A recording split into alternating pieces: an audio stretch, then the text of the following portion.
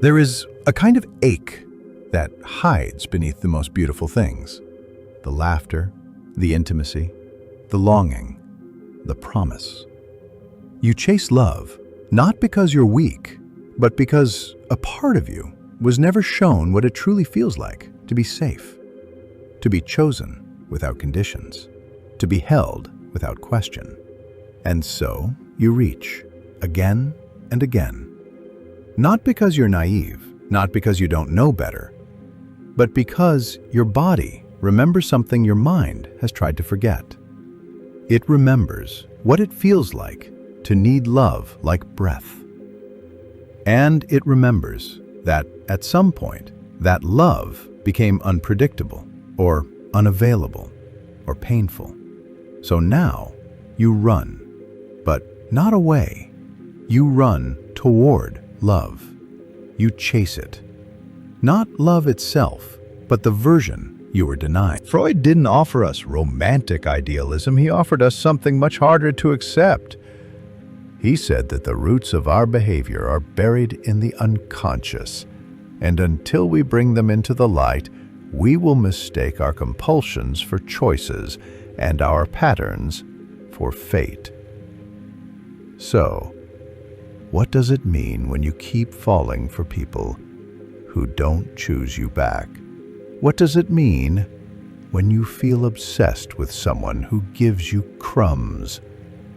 What does it mean when you mistake intensity for intimacy, when you confuse drama for devotion?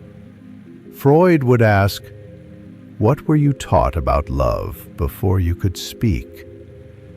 Love is our first addiction. And like any addiction, we don't chase the substance, we chase the feeling we once got from it, or the feeling we were denied and still hope to finally find. You may think you're choosing these relationships, but Freud would tell you you're repeating. You're unconsciously recreating the very wounds you couldn't heal the first time. And here's the hard part. You're drawn to people who feel familiar, not necessarily safe. If your nervous system learned that love feels like walking on eggshells, then calmness will feel boring. If you learned that love disappears, you'll feel strangely alive chasing people who run. If love was conditional, you'll feel compelled to earn it, prove it, win it, even when it costs your dignity. This is not your fault, but it is your responsibility. Because if you don't look beneath the surface, if you don't question your impulse to chase, you will spend your life loving people who only mirror your emptiness back to you. Freud believed that what is not made conscious will continue to direct our lives, and we will call it destiny. So let's make it conscious. Ask yourself, who are you really chasing? Is it the person in front of you, or the parent who never saw you? Is it the partner, or the feeling of finally being enough? Is it the relationship, or the fantasy that once you're chosen, the pain will go away? You say you want love, but Freud would ask, do you want love, or do you want relief? Relief from the silence, relief from the doubt, relief from that ancient ache of being left behind. Because when you chase love, what you're often chasing is reassurance. You're chasing the hope that someone else will heal the wound that someone else created. But they can't. They never could. That wound, the one that says, I'm not lovable unless I'm useful, or I'm only safe when I'm perfect, or I'll be abandoned the moment I show who I am, that wound lives inside you. And until you stop running from it, you'll keep chasing people who reflect it. Freud didn't romanticize healing. He called it a kind of mourning. You must grieve the fact that your past shaped your instincts. You must grieve the love you didn't receive, the care you had to earn, the validation that came at the cost of your truth. Only then can you stop chasing. Because healing doesn't mean you stop wanting love. It means you stop betraying yourself to get it. When you begin to understand that the person who didn't love you the way you needed wasn't a reflection of your worth, but of their limits, you free yourself. When you realize that emotional unavailability is not a mystery to solve, but a pattern to walk away from, you reclaim your power. When you stop chasing, you start choosing. You begin to choose presence over promises, consistency over chemistry, honesty over hope, peace over passion that burns you. You begin to notice who sees you versus who stimulates you, who respects your boundaries versus who only loves your potential, who you feel safe with versus who triggers your hunger. And hunger is not love. Hunger is the residue of deprivation. It makes you feel alive for a moment, but then it leaves you emptier than before. Real love doesn't spike your cortisol. It doesn't leave you guessing. It doesn't come with conditions that require you to shrink. Real love whispers, "You don't have to chase me. I'm already here."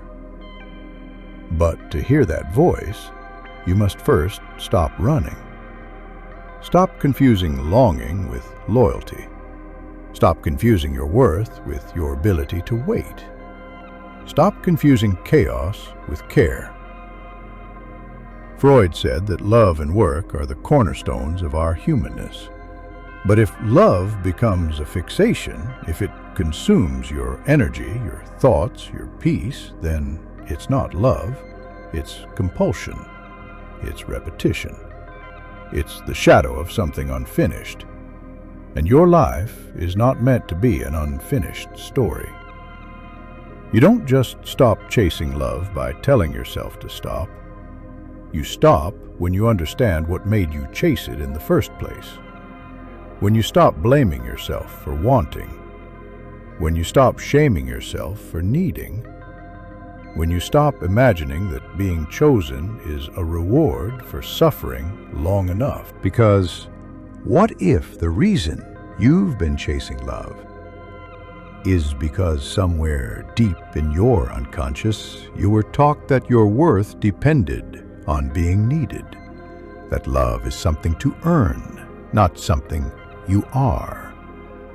Freud didn't reduce human desire to romance. He saw it as a force, a longing to be whole, to return to a place where we are not fragmented, not masked, not performing, but seen. That hunger for wholeness, that's what makes love so powerful and so dangerous.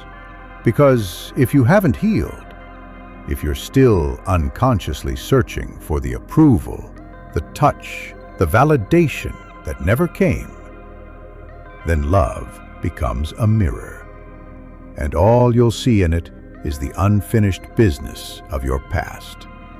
That's why you fall for the emotionally unavailable, why you hold on to the almosts, why you rationalize the red flags, why you confuse pain with depth and inconsistency with mystery, because on some level, it feels like home. And Freud would ask, what kind of home did you grow up in? Did you have to prove your value to receive affection? Did you feel responsible for someone else's moods? Did love feel safe, or like walking on broken glass? If love felt like tension, chaos, distance, then healthy love won't feel familiar. It will feel foreign, awkward, even boring. You might think something's wrong with it, when really, it's the first time you're not being triggered.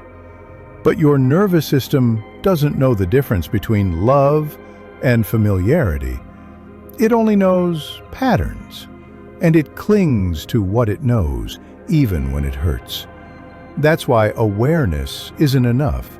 You have to rewire. You have to learn slowly, gently, how to stay when you want to chase. How to soothe the panic instead of texting the person who triggers it. How to sit with the ache instead of numbing it with fantasy. This isn't about becoming cold. It's about becoming conscious. Because the love you're chasing, it's not in the other person. It's in you. It's the part of you that remembers what it felt like to be invisible. And it's trying, again and again, to become visible, to finally be seen. But until you see yourself, you'll keep looking in the wrong direction. You'll think love is a rescue, but it's not. Real love doesn't save you. It sees you, and it stays. But you have to be the first to stay with yourself. Stay when you're lonely. Stay when the craving hits. Stay when the past whispers, you're not lovable unless someone proves it. Because healing isn't found in another's arms. It's found in the moment you realize you don't have to earn the right to be held. You already are enough, even when you're unchosen, even when you're alone. That is Freud's most sobering insight. The roots of our suffering are often in what we believe we must do to be loved. But you don't have to be exceptional. You don't have to be wanted. You just have to be honest. And honesty is scary. Because honesty says, I want to be loved, and I'm tired of begging for it. I'm tired of shrinking for it. I'm tired of proving I deserve it. I just want to be enough. Not because I'm perfect, not because I'm needed, but because I exist. That's the healing. It won't come with fireworks. It won't look cinematic. No one will applaud when you choose not to call the person who breadcrumbs you. No one will see you when you sit with your pain instead of distracting from it. But that's the real transformation. When the chase ends, peace begins. Not the peace of a happy ending, the peace of no longer needing one. Because now, you are not a seeker. You are not the abandoned child hoping someone returns. You are the adult who has learned to stay with discomfort, to stay with your longing, to stay with your truth. You'll stop chasing love when you realize that the person you needed all along was never them. It was always you.